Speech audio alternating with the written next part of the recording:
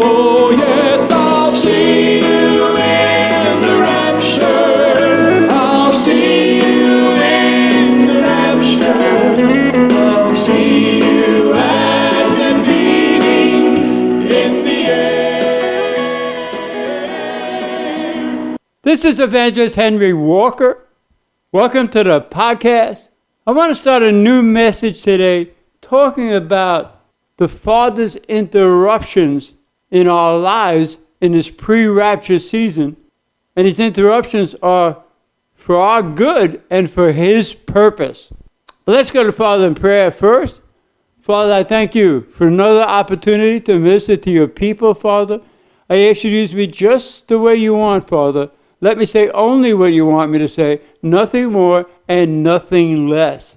Help people, Father, to open up their spirits and not only receive the word, but study the word for themselves. And Father, we give you all the praise and the honor, Father, in the mighty name of Yeshua, by the blood of Yeshua. Please turn with me to 1 Samuel chapter 16. Again, we're talking about how the Father wants to interrupt us at times to get us into His purpose for us, our battle positions, and it always works out for our good, and He always gets the praise. But it's especially important to allow the Father to interrupt us because the time of the rapture, I feel, is soon approaching. We talked about the possibility of the rapture happening on the last day of the Feast of Tabernacles, October 9th. And you can see how things are happening in the United States and in the world.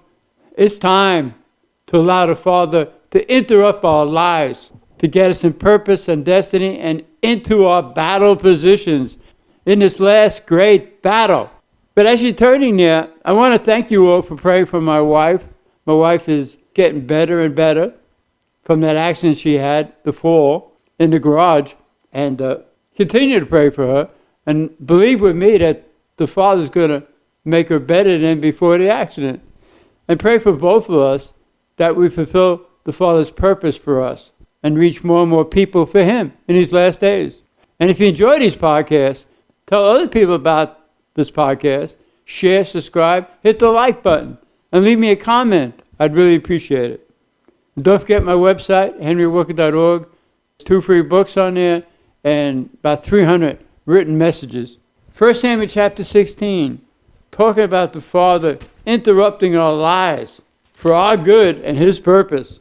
In 1 Samuel 16, Samuel was told by the Father to go to Jesse's house, and one of his sons was going to be the next king.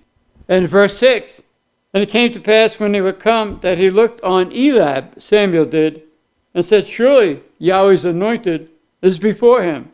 But Yahweh said unto Samuel, look not on his countenance or on the height of his stature, because I refused him. For Yahweh seeth not as man seeth, for man looketh on the outward appearance, but Yahweh looks at the heart.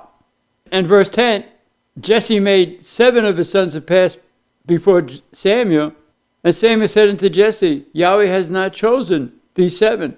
And he asked him, do you have another son? He said, yeah, I have another son, he's washing the sheep. And Samuel said, we're not going to sit down until he comes. In verse 12, and he sent and brought him in. Now he was ruddy and withal of a beautiful countenance and goodly to look to. And Yahweh said, arise and anoint him, for this is he. Then Samuel took the horn of oil and anointed him in the midst of his brothers. And the Spirit of Yahweh came upon David from that day forward. So Samuel rose up and went to Ramah. So the Father interrupted David's life from washing the sheep to becoming the king of Israel. But he was so careful to watch those sheep. Remember when a lion and a bear came against his sheep, the power of Yahweh came upon him that he destroyed the lion and the bear with his own hands. And that'll come into play later on as David faces Goliath. In chapter 17, you can see how the Philistines were gathered against Israel at the Elah Valley, and Goliath was speaking some boastful words against Yahweh. And the Israelites were all scared, hiding out. But Jesse told David, bring 10 loaves of bread and 10 cheeses to your brothers in the battle. Now, there really wasn't a battle because nobody was fighting because they're all afraid of Goliath. In verse 22, and David left his carriage in the hand of the keeper of the carriage and ran into the army and came and saluted his brothers. See, the number 10 in the word, or a number divisible by 10, means the father's ready to cut somebody or something off. And he's about to cut Goliath off, especially his head, by David. Because David is the one who took the 10 loaves and the 10 cheeses. And David looked at this situation as an opportunity for Yahweh to win this battle and shut Goliath's mouth once and for all. And David was just asking so much, what's going to be done to the man who kills this uncircumcised Goliath? And they told him, and his brother Eliab, his oldest brother, tried to talk him out of it and said, go back to your sheep. And even Saul tried to talk him out of it. And Saul said, hey, this Philistine, he's a man of war from his youth, and you're but a youth. But then David told him about the lion and the bear, how the father destroyed that lion and the bear with his own hands. And as a matter of fact, he remembered too that he thought the bear was dead and the bear rose up again. He remembered that. When he came against Goliath, Goliath was speaking these tremendous words against Yahweh and against David. And in verse 45, then said David to the Philistine, you come to me with a sword and with a spear and with a shield, but I come to you in the name of Yahweh, the name of Yahweh of hosts, the Elohim of the armies of Israel, whom thou hast defied. And this day will Yahweh deliver you into my hand, and I'll smite you and take your head from you, and I'll give the carcass of the hosts of the Philistines this day unto the fowls of the air and to the wild beasts of the earth, that all the earth may know that there is an Elohim in Israel. And he said in verse 47, and all this assembly shall know that Yahweh saveth not with sword and spear, for the battle is Yahweh's, and he will give you into our hands. That's exactly what happened. In verse 15, David prevailed over the Philistine with a sling and with a stone, and smote the Philistine, and slew him. But there's no sword in the hand of David.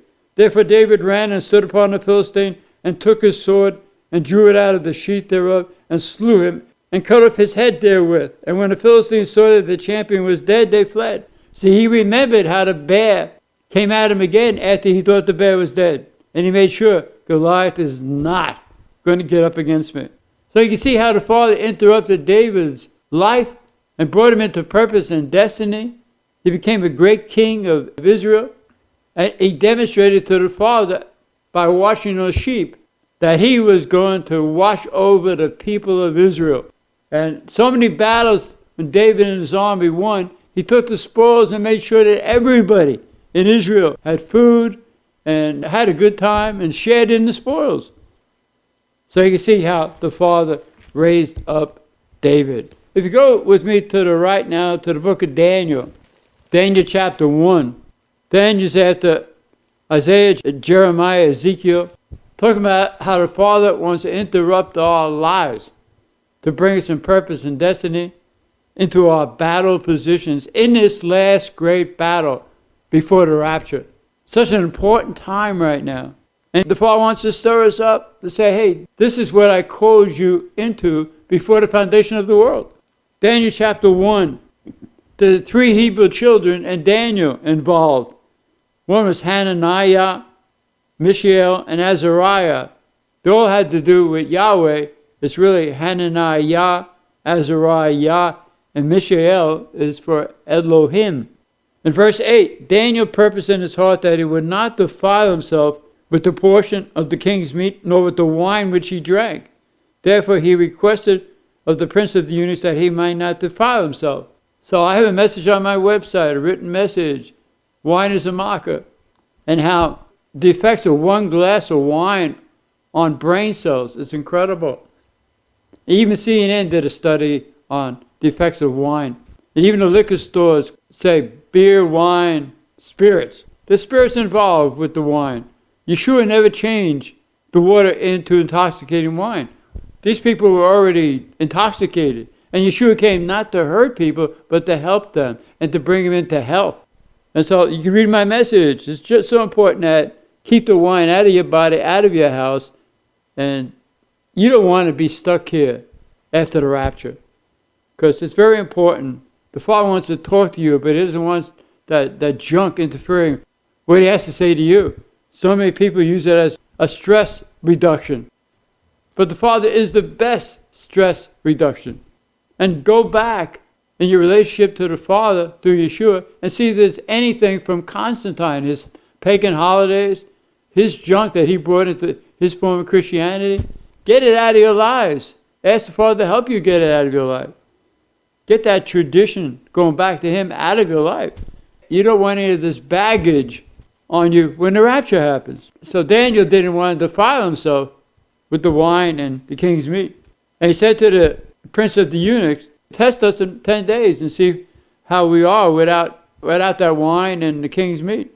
So at the end of 10 days, their wisdom and knowledge was 10 times greater than the other wise men in Babylon.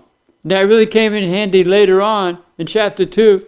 King Nebuchadnezzar had a dream, and nobody could give him the dream and the interpretation. And he's about ready to kill them all, but Daniel said, hey, give us a little bit more time.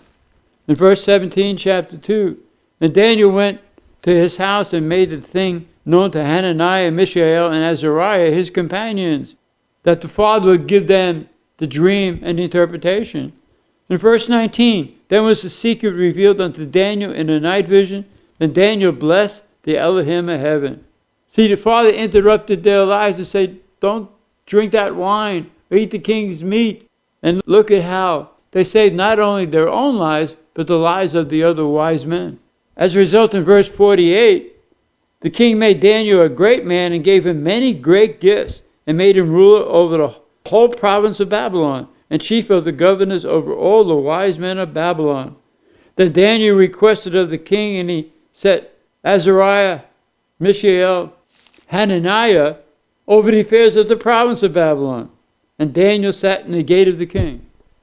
You see, it's so important that let the Father stir you up. Let him interrupt your life. You might have some plans, and he might have given you some plans, but he can stop those plans and bring you into someplace else.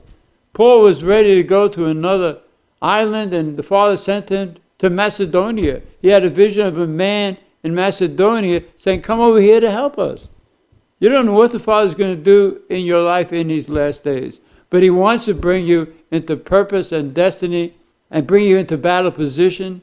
And the main requirement is to surrender everything to the Father, ask the Father to come into your spirit, fill you with his Spirit, mortify the deeds of your flesh, make you more and more like Yeshua every day, and bring the fruit of the Spirit out of your life. Love, joy, peace, long-suffering, gentleness, goodness, faith, meekness, temperance. And when you do, he'll help you to be rapture ready and escort you into purpose and destiny. And during the week, he wants to do pre-op surgery. And on the Sabbath, from Friday 6 p.m. to Saturday 6 p.m. is when he wants to do the operation, and he wants to give you more power on the first day of the week, on Sunday, and that starts on Saturday at 6 p.m. Remember, evening and morning were the first day in the book of Genesis. And it's such a relationship between the Sabbath and Sunday, the first day of the week. In Genesis 1, he separated light from darkness, the Father did, on the first day. And here, on the Sabbath, in Acts chapter 16, Paul and Silas were arrested on the Sabbath, praising and worshiping the Father in prison on the Sabbath. And on midnight on Saturday night, which is the first day of the week, the power of the Father hit. He sent an earthquake, and all their bonds were broken off. So it's so important that you enter into his rest on that Sabbath. And I believe that the rapture could happen on the Sabbath or any special Sabbath, which is a feast day, because they're entered into that rest. And so the Father interrupted Daniel's life and Hananiah, Azariah, Mishael, and promoted them.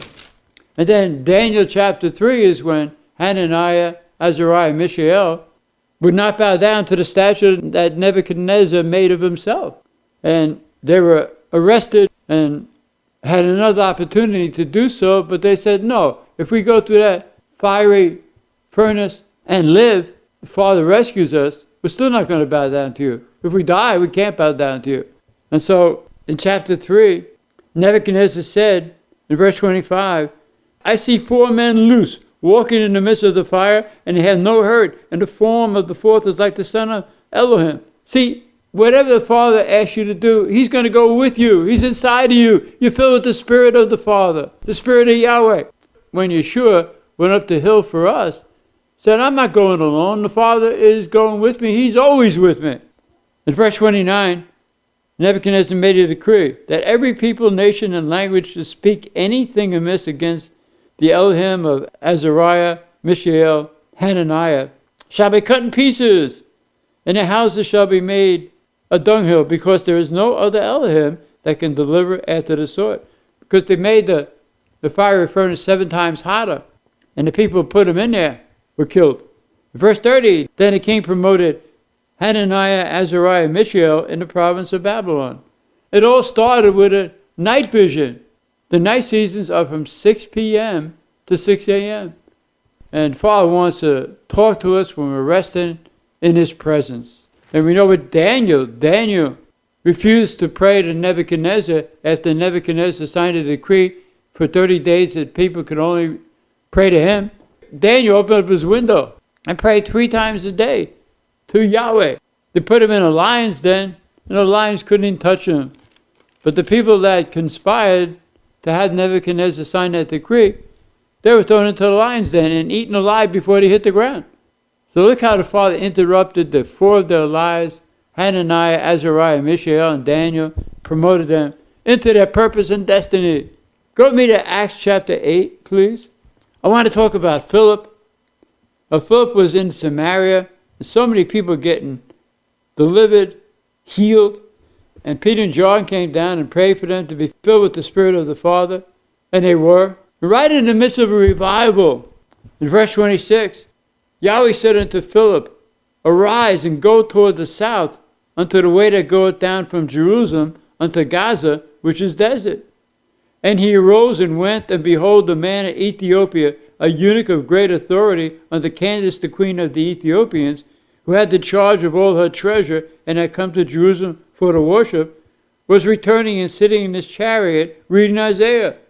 Verse 29, and the Spirit said unto Philip, Go near and join yourself to this chariot. So here, the Father interrupted Philip's life to go to one person in the desert. That person was the finance director for Candace, the queen of the Ethiopians, and so many congregations were started at this one encounter. The Father may not be sending you to a whole group of people. He may be sending you to one person who could be instrumental in helping other people. Remember with Yeshua, with the lady at the well. He ministered to her, and she went and told all the men. And the men came to Yeshua, and they said to the woman, We believe what you said, but now we have a greater witness. We heard him for ourselves. So allow the Father to use you. Don't look back on the past. Look to this time right now, how He wants to use His remnant. What I'm talking about in every podcast is not for everybody. It's for those people who have surrendered everything to the Father and are part of His remnant. So He ministered, Philip did, to the Ethiopian. He baptized the Ethiopian. In verse 39, and when they would come up out of the water, the Spirit of the Father caught away Philip, that the eunuch saw him no more, and he went on his way rejoicing. But Philip was found at Azotus, and passing through he preached in all the cities till he came to Caesarea. Wow. It's so important to let the Father have His way in our lives. As I mentioned before, He may have told us to do something, go someplace, but that time is over. For a lot of people, He said, now I'm bringing you to the second stage. I want you over here. See, a lot of us have talents that we don't even know we have. Remember the parable of the 10 talents, how one person had that 1 talent and he buried it. There's talents we don't know that we have, that He wants to bring out of us. Then in chapter 9, you have Paul, whose name was Saul, his Hebrew name was Saul, was on his way to Damascus to kill any believers in Yeshua, men, women, boys, and girls. In verse 3, chapter 9, and as he journeyed, he came near Damascus, and suddenly there shined round about him a light from heaven. And he fell to the earth and heard a voice saying unto him, Saul, Saul, why do you persecute me? He said, Who art thou, Yahweh? And Yeshua said, I am Yeshua, whom thou persecutest. It's hard for you to kick against the pricks. He's saying to Saul, if you take one more step towards my people, you're a dead man.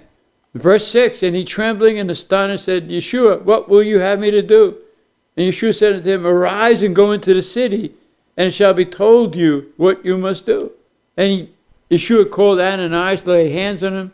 In verse 15, Ananias was a little afraid, but Yeshua said unto him, Go your way, for he is a chosen vessel unto me, to bear my name before the Gentiles and kings and the children of Israel.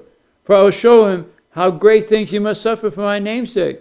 He took Saul out of what he was doing, interrupted his life in a great way, and so he gave his life to Yeshua, he got water baptized, filled with the Spirit of the Father, and healed. In verse 20, and straightway he preached Yeshua in the synagogues that he is the Son of the Father. In verse 22, Saul increased the more in strength and confounded the Jews which dwelt at Damascus, proving that he is the very Messiah. And after that many days were fulfilled, the Jews took counsel to kill him. But his friends lowered him from the wall of Damascus in a basket, and he escaped. And so here, Saul's life is interrupted. And remember, he wrote 2/3 of the New Testament. So there's some people that are obstinate, don't want to follow Yeshua, pray and believe the Father could knock them off their horse spiritually. How many people were praying for Saul at that time? In Acts chapter 10, in verse 1, there was a certain man in Caesarea called Cornelius, a centurion of the band called the Italian band. He was a devout man and one that feared the Father with all his house, which gave much alms to the people and prayed to the Father always. They saw an angel in a vision, said, I want you to go to Joppa, to a person named Simon, whose surname is Peter, and he'll tell you what you ought to do. This is around the 9th hour. This is 3 p.m. in the afternoon, the same time that Yeshua gave up his life for us. Remember, the day runs from 6 a.m. to 6 p.m.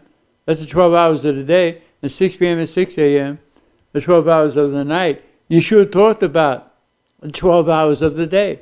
It's important that we be on his schedule. I mean, the Romans, the pagans, set up 12:01 as the start of a day, which doesn't even make sense. You got to follow the Father's timing. In verse 9, on the morrow, as they went on their way and drew nigh into the city, Peter went up upon the housetop to pray about the 6th hour, which was noon. And Yah gave him a vision of these animals that he would not eat. In his opinion, they were unclean. In verse 15, the voice spoke unto him again a second time, saying, What Elohim has cleansed, don't call common. This happened 3 times. So then 3 men from Cornelius' house came to Peter's place to escort him over to Cornelius' house. So here the Father interrupted Cornelius' life and Peter's life to have an open door to the Gentiles. But the angel said to Cornelius, Your prayers and your alms are come up for a memorial before Elohim. And of course Peter was obedient, and he went with the 3 servants of Cornelius. A powerful thing happened because the Father interrupted their lives. They allowed him to interrupt their lives and brought a wonderful open door to the Gentiles. And Peter came there to Cornelius' house. In verse 33, chapter 10, Cornelius said, Immediately therefore I sent to you, that thou hast well done, that thou art come. Now therefore are we all here present before Elohim, to hear all things that are commanded you of the Father. All things. What an open door. And Peter opened his mouth and said, Of a truth, I perceive that Elohim is no respecter of persons. And he ministered to them about Yeshua. In verse 44, while Peter yet spoke these words, the Spirit of the Father fell on all of them which heard the word. And they of the circumcision which believed were astonished, as many as came with Peter, because that on the Gentiles also was poured out the gift of the Spirit of the Father. For they heard them speak with tongues and magnify the Father. Then answered Peter, Can any man forbid water, that they should not be baptized, which have received the Spirit of the Father as well as we? And he commanded them all to be baptized in the name of Yeshua. It's so important to be baptized correctly, because when I baptize people in and into the name of Yeshua. So when they go down into the water and totally under the water, their flesh is under control by the name of Yeshua. And when they come up out of the water, they come into all that power in that name. It's a wonderful experience. And so many people are baptized in the name of the Father and of the Son and of the Holy Ghost, as in Acts 28, verse 19. But that was added to the King James Version. Because Matthew was written in the Hebrew. You can go back and research that. And Yeshua said, baptize in my name. And Colossians 3:17 says, whatever you do in word or deed, do all in the name of Yeshua. All through the book of Acts, anybody got baptized in the name of Yeshua. I baptized about 40 people in the Bahamas one day, and the power of the Father hit them so strong, they were floating in the water. And one little girl had not even spoken tongues before. Man, it just came out so wonderfully. So pray about it. It's important that your flesh is under control, and the name of Yeshua has to be on top of your flesh as you go down into the water. So again, let the Father interrupt your life. He'll interrupt it for your good, His purpose, and bring you into your battle position that only you can do. But don't be fooled, because if you say no, He's always got that ram in the bush to take your place. But as some of you may or may not know, this is a pro-life ministry. We believe that life begins at conception. The Father is the agent of conception. And every podcast, I pray for the babies in the womb. Remember with the babies in the womb, their hearts begin to beat around 18 days, and around 4 months, their hearts are pumping about 25 quarts of blood per day. That baby is not a tissue. That baby is a life. So if you want to pray with me, I'm praying for the babies in the womb right now. Father, I ask you to touch the babies in the womb. Bring them to a full birth, Father. And we give you all the praise and the honor, Father, in the mighty name of Yeshua, by the blood of Yeshua. And if any of you out there had an abortion, repent, ask the Father to forgive you, and go on and follow Him. Don't look back. Just keep going with Him into purpose and destiny. And also I mention on every podcast that if your flesh or Satan is giving you any thoughts that are contrary to the Father's word, just say out loud, thank you, Yeshua, for that crown of thorns around your head. That was for me. That means my mind is protected by your blood. I only think your thoughts, and give those thoughts to the Father and go on. So thank you for listening to the podcast. And remember to next time, this is Evangelist Henry Walker saying, greater is the Father in us, our Daddy, the King of the universe, than anything or anybody in the world. Oh, yeah.